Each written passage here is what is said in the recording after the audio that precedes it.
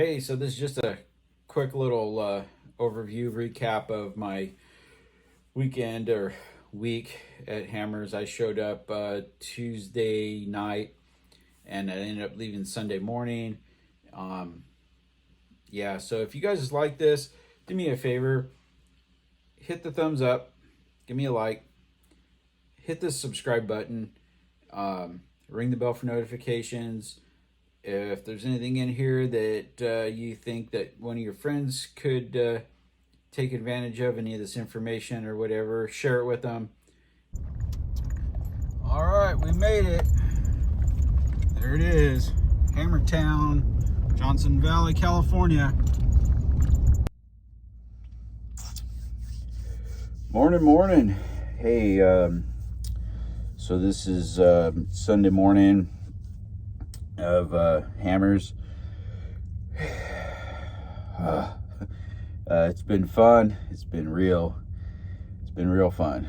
Yeah, I know you guys have heard that before, but really, it was cool. Yeah, so I'm getting ready to, I'm still in the back of my truck, and you can see a mess, but yeah. So I don't know if I kind of talked about this before, but basically I just slept in the back of my truck. As you can see, the camper shell. Threw an air mattress in here, and it's pretty good. I got me one of them little Mr. Heater Buddy deals. If you guys ever tent camp or whatever, trust me, they're worth it. The only problem with it is I couldn't leave it on all night because the low setting is too high for the space. It gets too hot too fast. So I did pretty good. Got an air mattress, got a couple sleeping bags, and excuse me, dang, dust.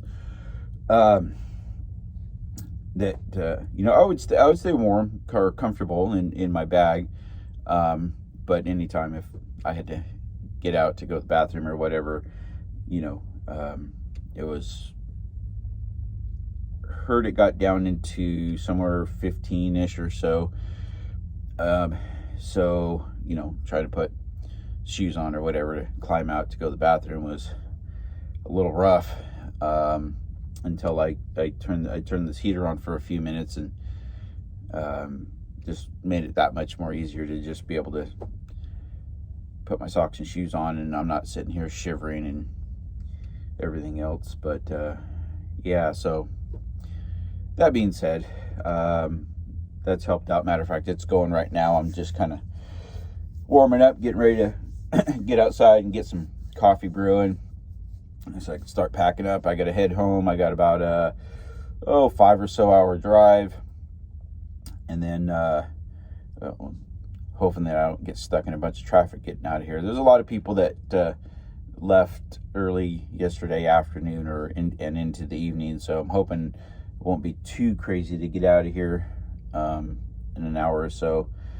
So head back to the real world and do some laundry, probably some food shopping, and then back to my regular job tomorrow.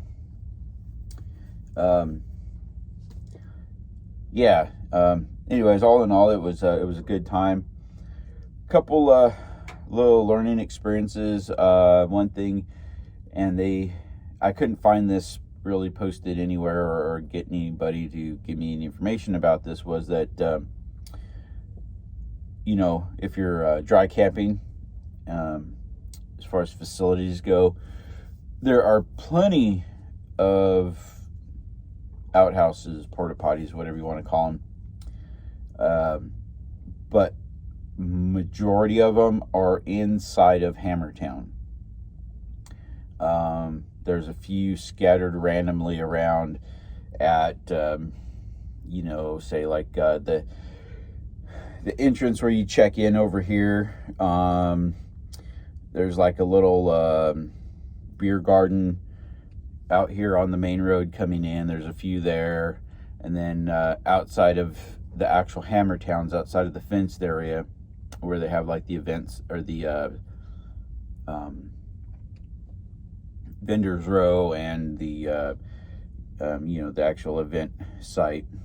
There was just very few on the outside of that. So if you're dry camping out here, try to make accommodations for that. Wasn't terrible for me, but I was able to make it work. Just a little inconvenient. They did have showers. I think they're $20 a shower, and it's literally right there in Hammertown on the edge of Vendors Row. So you'd have to drive or walk or whatever down there if you wanted to go take a shower. But let me tell you, it was so dang dusty here that I'm not kidding. You'd come out of there and you would be just as dusty as when you went in. My hair, matter of fact, after the third day, I just stopped even trying to brush it because it would get so bad from wearing, my net gaiter to try to help keep some dust off, or my my little, where's it at? My little trapper hat here with the, if you don't have your chin strap on, or even just the back of it right here, and like rubbing on my hoodie all day, just ratted it all up, and figured, well, just deal with it later. What else? Oh yeah, so since I didn't bring another vehicle to run around in, getting from the camp spot to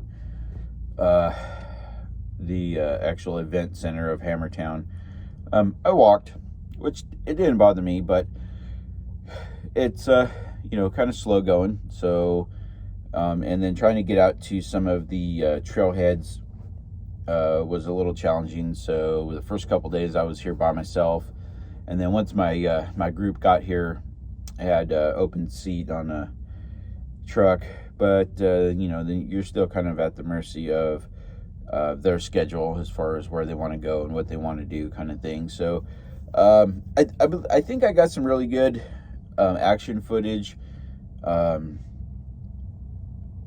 I could have had more, but being said, like, it's just next year, I'm gonna have my own transportation, so I could come and go a little more freely, stay as long as I want and whatever.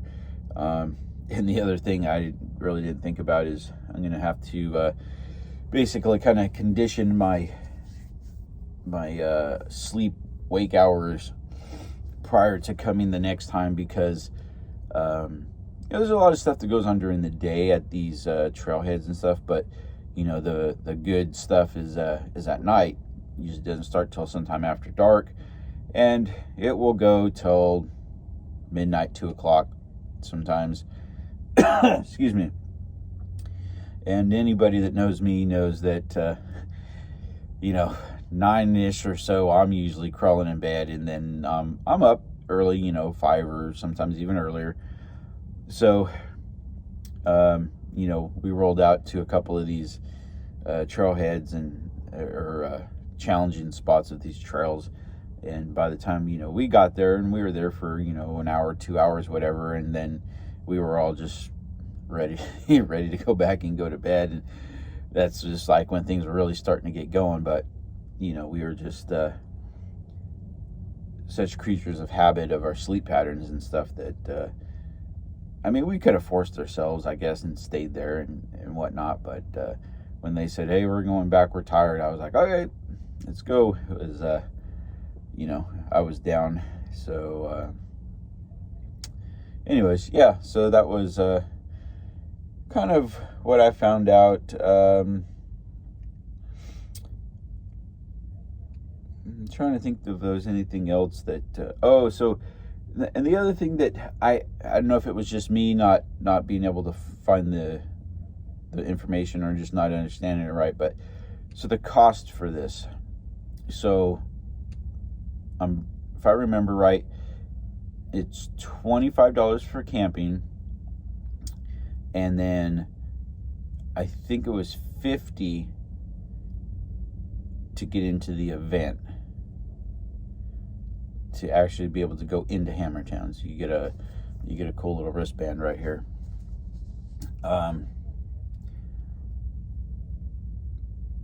Don't quote me on that, but when I was looking, I just kept saying, well, how much is this, how much is that, and it just said like $25, and I was like, oh, okay, well, whatever. I thought it was like a all-inclusive type package. I had no idea how this place functioned or anything like that.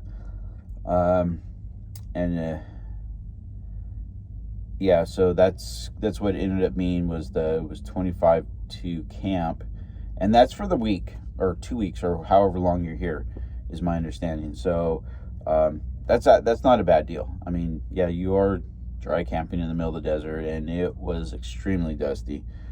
So side note on that real quick is, whatever you guys bring, a cordless leaf blower is amazing out here. It helps, way better than trying to sweep. So if you guys have your sliding camper, your tow behind trailer, your RV, bus, motorhome, whatever you guys have, you will have dust in there. You will be cleaning it. It's just part of it. It's going to be inside your tow rig. It's going to be in places you'll be finding it for weeks and probably months after the event.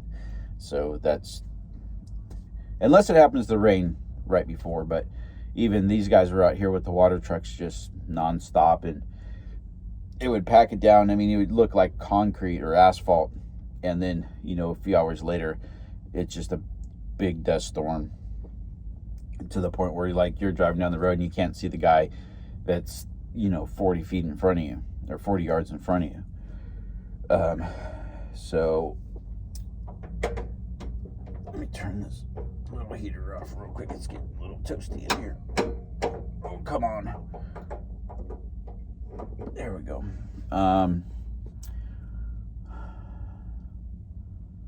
What was I saying?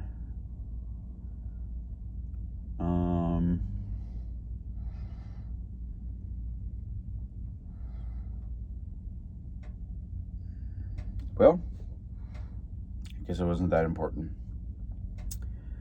But anyways, so I'll probably watch the video when I edit it, and if I remember what I was going to say, then maybe I'll do a little voiceover, throw it in there.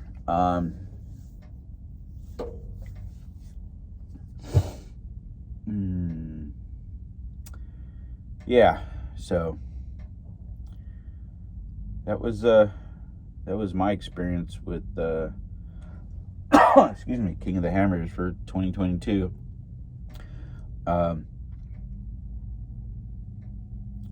I did meet some pretty cool people here. In general, everybody seemed to be very friendly. And I guess the best way to put it is organized chaos. When you're driving up and down these roads, once you turn off the main road that turns into Hammertown here, it's kind of a free-for-all. So just you just have to just keep your wits about, pretty much stay in your lane or whatever. Just watch for other people, because you'll have people kind of zigzagging in and out of you. There's a couple of, I guess you can say, like intersections where some of these roads cross, and you'll have motorcycles just kind of zip between you, or you're going and the guy in front of you starts to leave, and like you blink for a second, somebody will just shoot in between you. And yeah, so just be mindful of that. Don't be in a big hurry if you don't have to.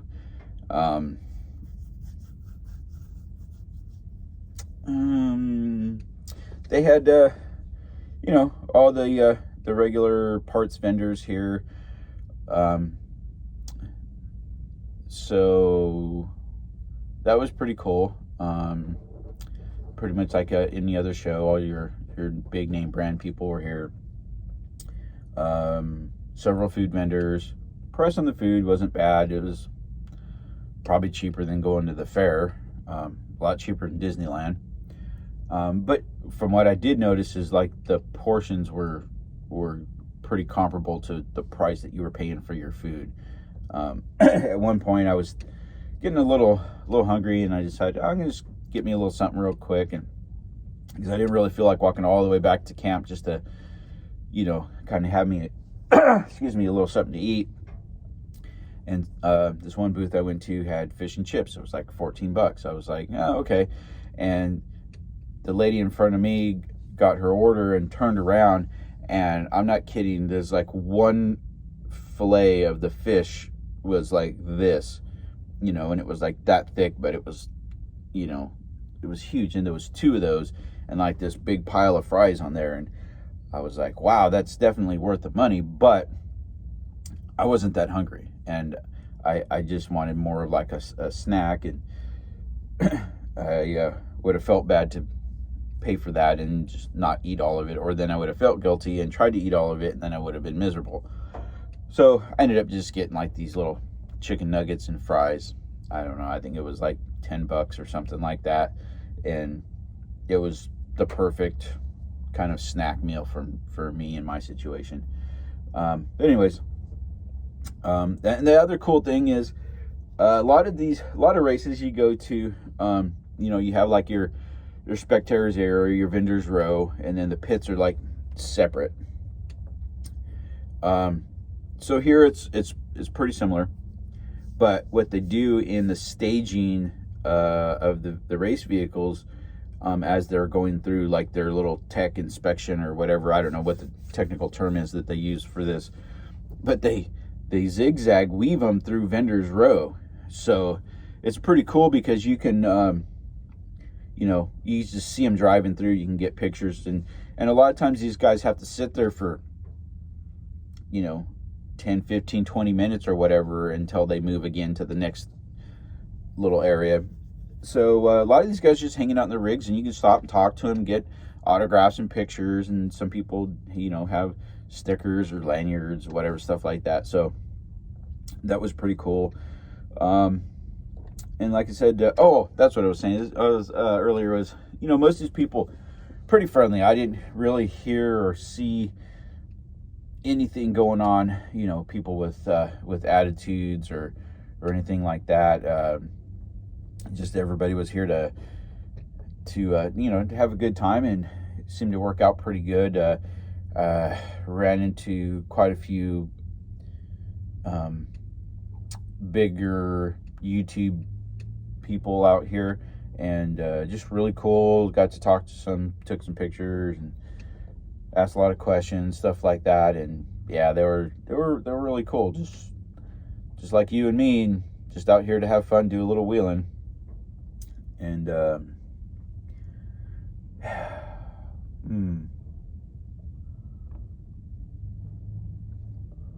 yeah, I think that's really about it. The sun's been up for a minute here. There's already kind of a line of people rolling out, but it looks like they're moving pretty decent, so hopefully it won't be too bad to get out of here today. Excuse me, I'm not in a huge hurry to get out, but I definitely want to be on the road here maybe in the next hour or two, because like I said, I got stuff to deal with when I get home, and it's not just come home, unload the truck, and clean up kind of stuff, because pretty much everything, like I said, has dust in it, on it, or around it. So everything's gonna have to kind of be wiped down or whatever before I bring it in the house and put it away. My sleeping bags are gonna have to be washed and stuff like that. So yeah, that's about it.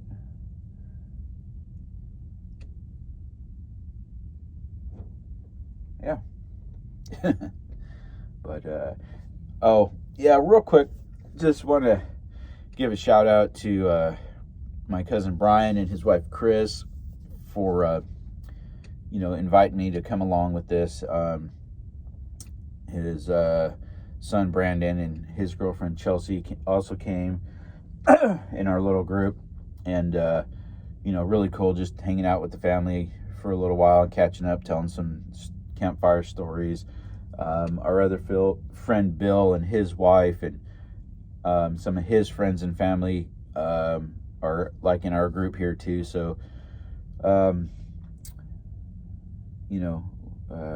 yeah, we had a good time. But I just wanted to say thanks, Brian, for thinking of me and asking if I want to go, toting my ugly butt around all weekend. But we had some good times, and I think he's more of a dirt bike guy, and his wife got this Bronco, and I don't think they realized what it's capable of.